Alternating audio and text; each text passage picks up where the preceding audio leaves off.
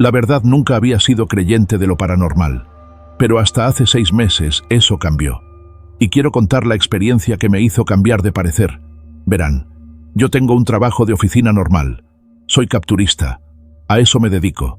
Llevo la base de datos para la empresa donde trabajo. La oficina queda bastante lejos de mi casa, unas 2 horas y media.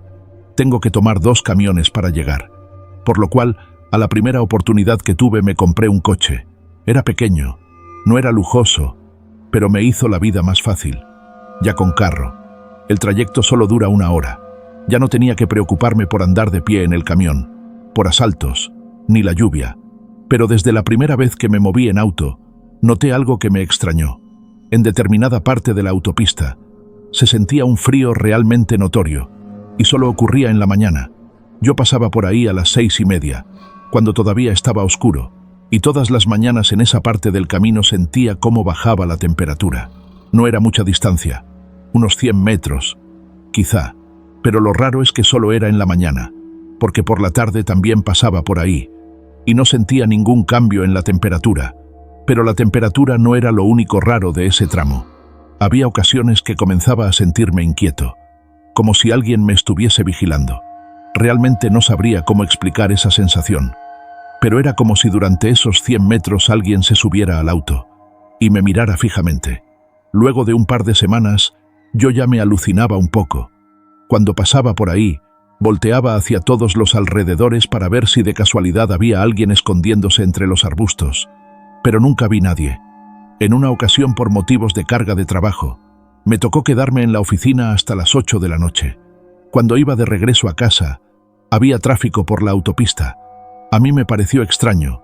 Conforme avanzaba, podía ver a lo lejos luces como de patrulla o ambulancia. Resulta que justo en el tramo frío se había volteado un auto. La escena me pareció rara. Había 2 patrullas y una ambulancia. El auto estaba literalmente de cabeza. No le vi ninguna señal de que le hubieran chocado. En ese tramo no hay nada sólido con qué impactarse. Yo no entendía de qué forma ese vehículo había terminado de cabeza. Lo más extraño de todo era que tanto el piloto como el copiloto permanecían dentro del auto, amarrados con el cinturón. No intentaban salir. El conductor aún estaba sosteniendo el volante. Cuando pasé al lado de una de las patrullas pude ver el rostro del oficial. Tenía una expresión muy alarmante, como si hubiera visto algo aterrador. Pasaron los días. Una de esas mañanas el frío se volvió más intenso, tanto que hasta podía sacar vapor al exhalar por la boca. En esa ocasión se me empañó un poco el espejo retrovisor. No era mucho, pero instintivamente lo limpié de inmediato.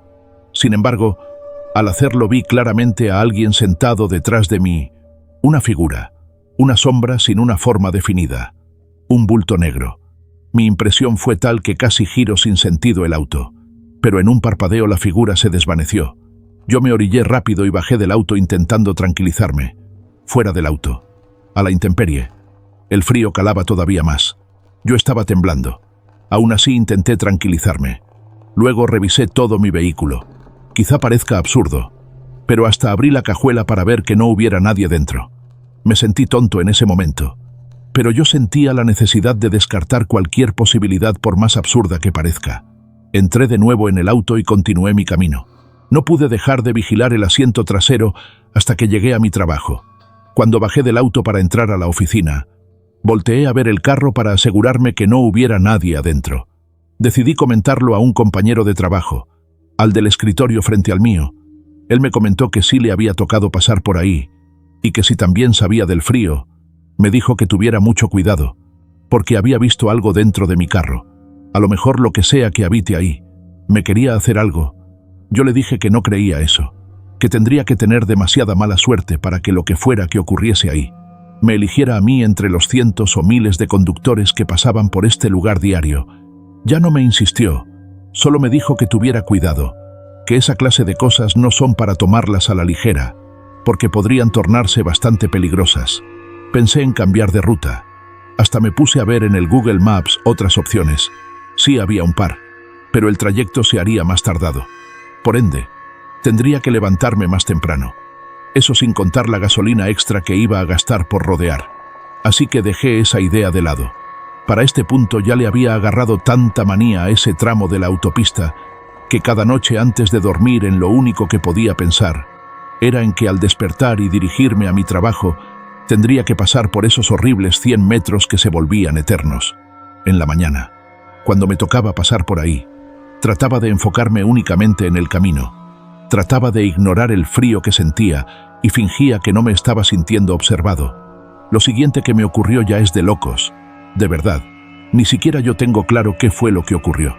Así que no intentaré darle una explicación. Simplemente lo diré tal cual lo experimenté.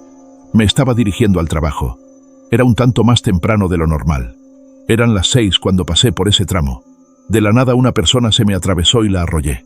Pisé los frenos. Bajé la velocidad lo suficiente para no pasarle por encima, o para no aventarlo. Pero el golpe no lo pude evitar.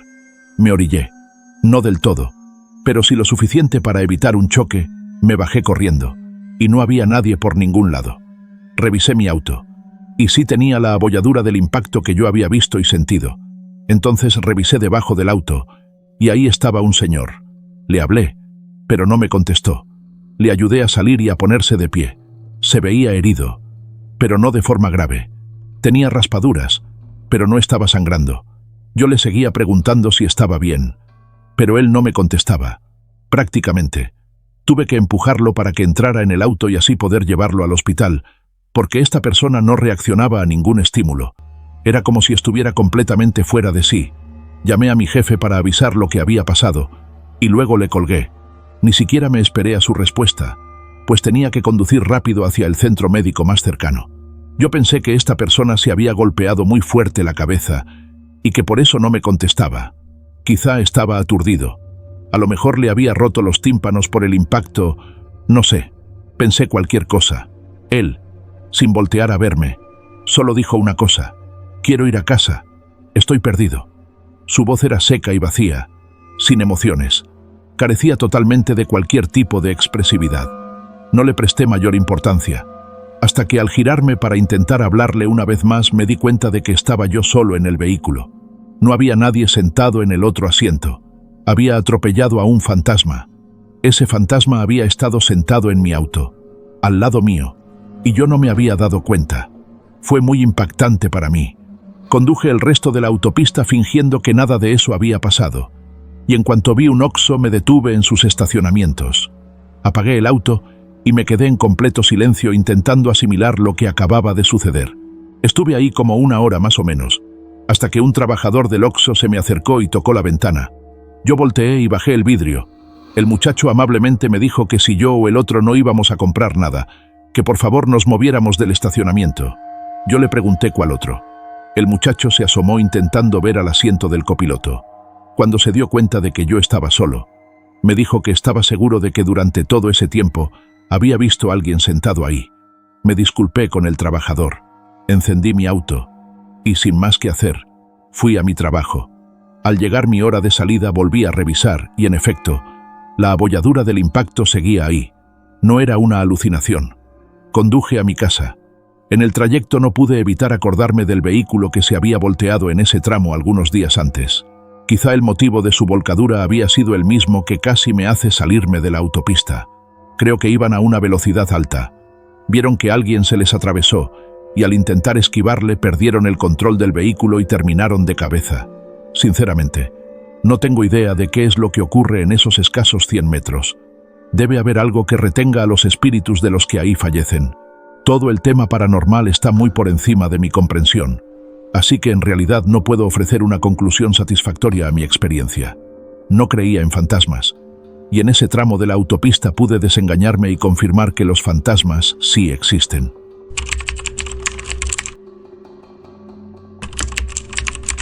Historia compuesta por familiares del protagonista y por notas del sacerdote involucrado. El presente relato está compuesto por una serie de comentarios expresados por testigos y miembros de la familia del sacerdote que prestó sus servicios en el lugar donde surgieron los eventos. No existen registros grabados que aconteció en el momento por las circunstancias en que se presentaron. Sin embargo, se cree ciegamente en los comentarios confirmados por el mismo protagonista. Asimismo, y con absoluto permiso del dueño del relato, nos facilitó ciertas notas que ayudaron a completar la historia. Los nombres de los involucrados serán cambiados para proteger cualquier relación que se genere con algún familiar aún con vida. La historia será relatada en primera persona, de modo que el mismo sacerdote en aquel entonces, cura, la relatará desde aquí en adelante.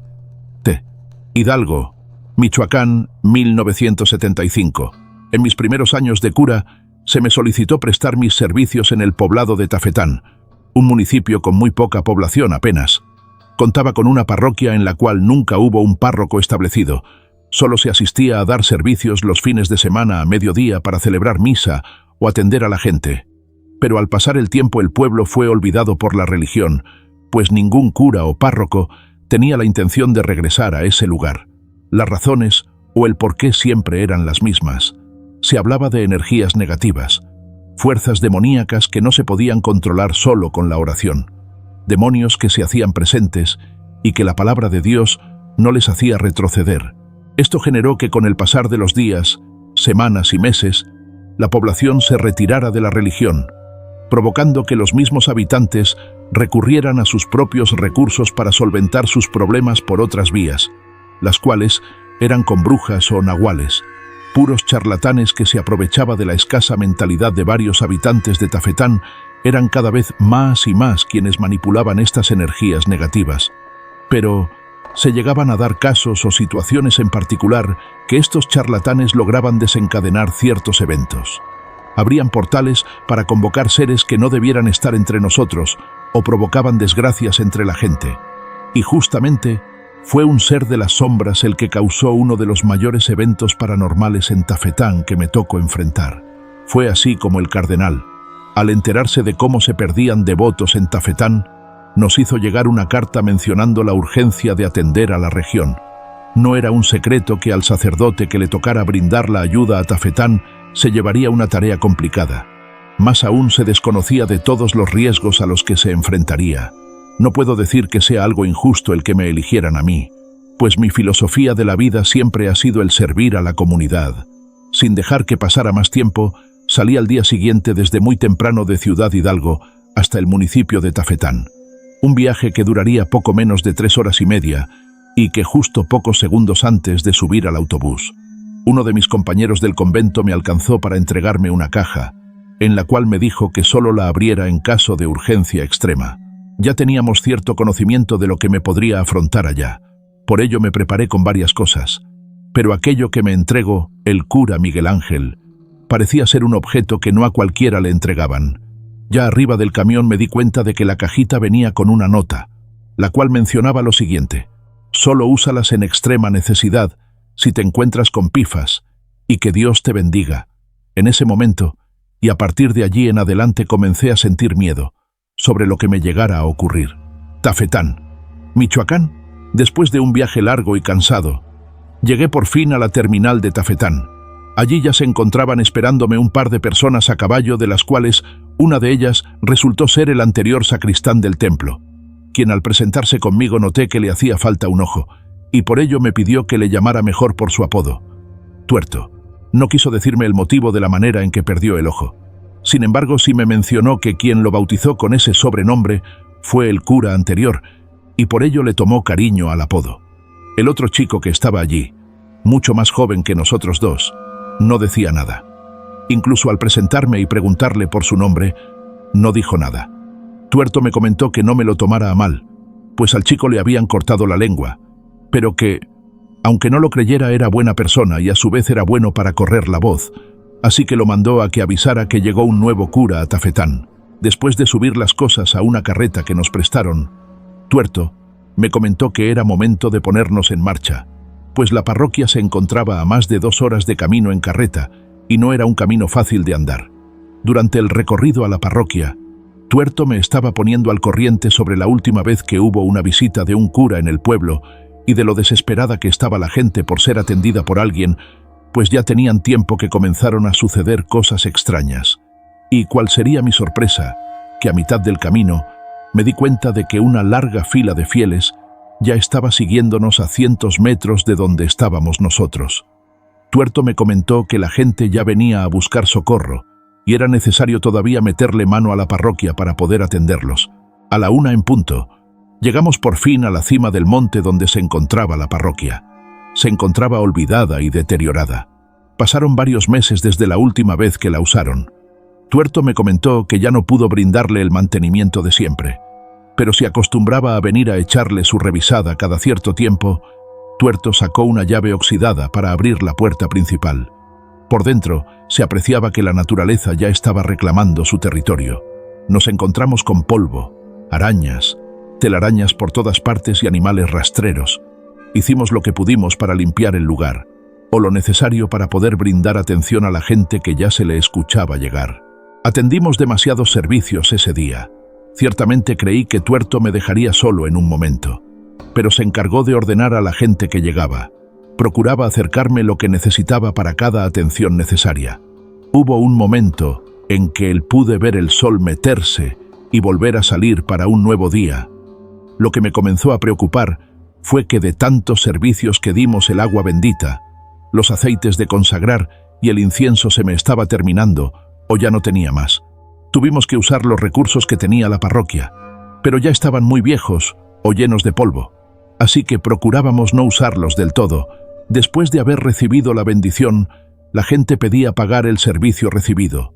Dejaban su diezmo o, en la mayoría de los casos, su limosna. Pero quienes no traían dinero nos dejaban productos o comida. Entre ellos dejaban huevos, pan, harina y hasta animales vivos como una forma de pago. Llegué a bautizar niños y gente mayor. Se hicieron varias confesiones y se ofreció alivio para las viudas del pueblo. Pero conforme se avanzaba con la atención a la gente, eran cada vez más extrañas las cosas que les pasaba a los pobladores, o era fuera de lo esperado. Una señora, madre de familia, pedía socorro, pues mencionaba que cargaba sobre su espalda el espíritu de su hijo muerto hace años. Fue algo que me llamó la atención. Ella se encontraba jorobada y no podía levantar la cabeza. Hablé con ella y oramos juntos. Le rocié agua bendita que tenía guardada para casos de esta índole. Ella se estremeció en cuanto unas gotas le tocaron la joroba y pudo levantar la cabeza a lo alto. Me preguntó qué le rocié y le mencioné que era solo agua bendecida por el mismo Papa Juan Pablo I. Fue a partir de aquí que la gente notó que no solo con la palabra de Dios ayudábamos.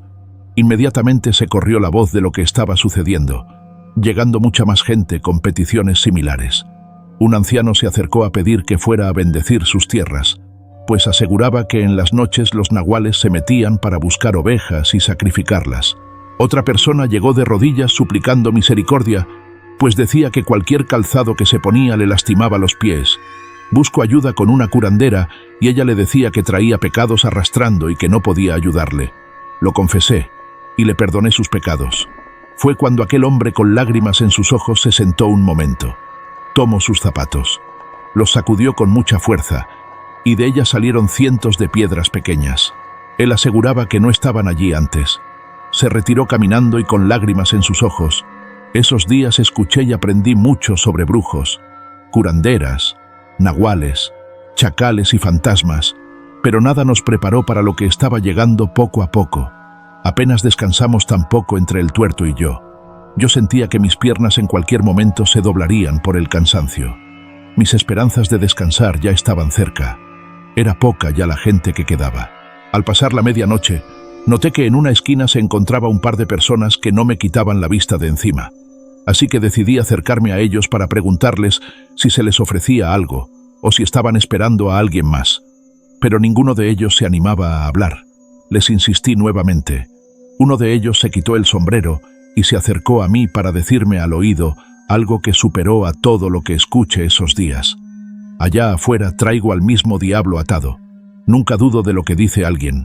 A decir verdad, creo firmemente en lo que me han confesado.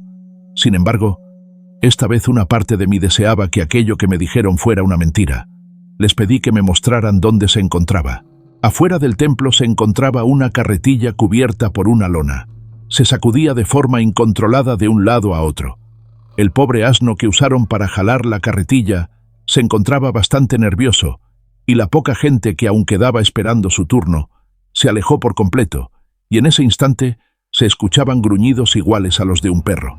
Le pedí a Tuerto que sacara a la gente del templo para meter la carreta mientras que nosotros la empujábamos hacia adentro. Al momento en que la toqué se sacudió y una voz áspera se escuchó insultándome. exigiéndome que lo dejara en paz.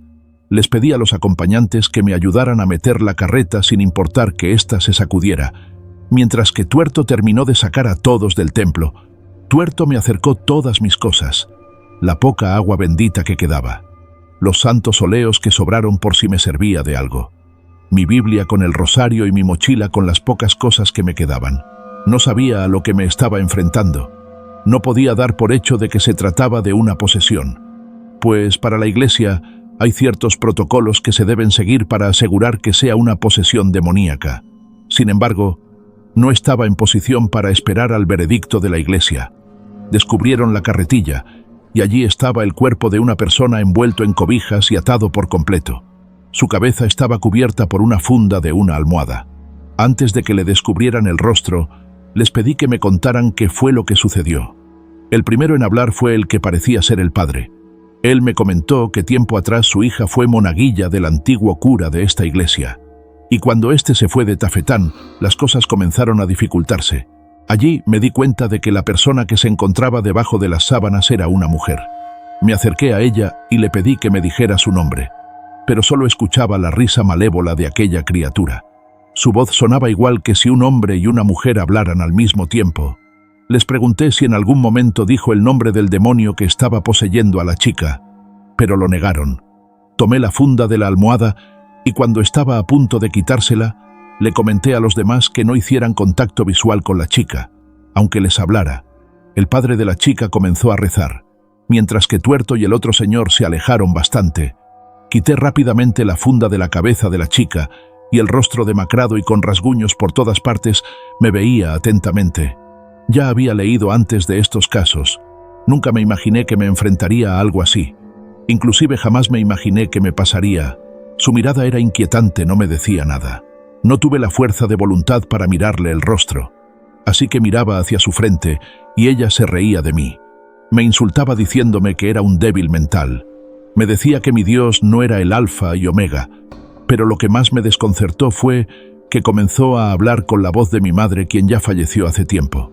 Dijo mi nombre completo y el de mi padre también, diciéndome que pronto vendría por mi familia. Y antes de que dijera algo más, le dije que se callara. Y cada vez que intentaba hablar, le repetía que se callara en nombre de Dios. Saqué el agua bendita y se la rocié en la cabeza por completo. Se empezó a retorcer, pues de ella salía vapor. Parecía que el agua bendita se evaporaba en cuanto tocaba su cuerpo. Aún me quedo un poco así que decidí guardarla. La chica dio un fuerte grito, el cual me empujó hacia atrás, y al mismo tiempo las bancas de la iglesia se movieron de su lugar. Se comenzó a contorsionar de tal manera que su cuerpo parecía que se liberaría de las sogas que la tenían atada. Rápidamente le pedí a Tuerto y a los otros dos que me ayudaran a sostenerla, pero aquel demonio comenzó a hacer ruidos grotescos con la garganta. Pareciera que quería sacar algo de su boca. Su padre se acercó y ella le escupió en el rostro algo negro. Se reía de él, pues parecía que le divertía verlo sufrir. Varias veces intentó morder a quien la sostenía. No tuve otra opción más que acercarme a ella y poner mi crucifijo en su cabeza. Intentó sacudirse varias veces repitiendo que le quemaba la cabeza, y en eso parecía que recobró la conciencia, pues comenzó a llorar y hablarnos con una voz muy distinta. El padre la reconoció y le pidió que luchara, pero la chica comenzó a retorcerse nuevamente y su semblante cambió radicalmente. La amarraron con fuerza. De ese modo pude acercarme a ella para reclamar su nombre, pero aquel demonio se reía con fuerza de mí. Me repetía que no me diría nada. Insistí pidiéndole su nombre y al mismo tiempo coloqué el crucifijo en su cabeza.